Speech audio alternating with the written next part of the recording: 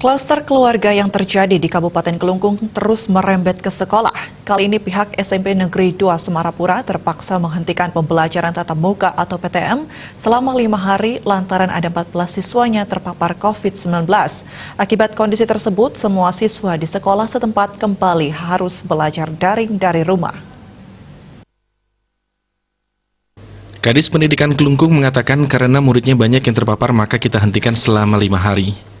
14 siswa yang terpapar COVID-19 semuanya merupakan siswa kelas 9F.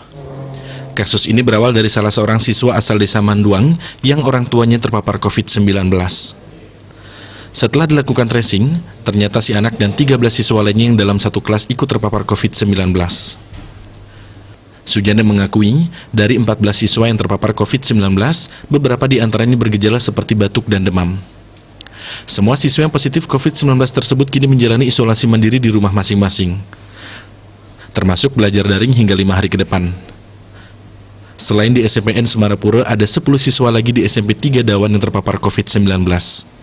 Sama seperti di SMP 2 Semarapura, kasus COVID-19 di SMPN 3 Dawan muncul dari klaster keluarga di Desa Pikat, Dawan.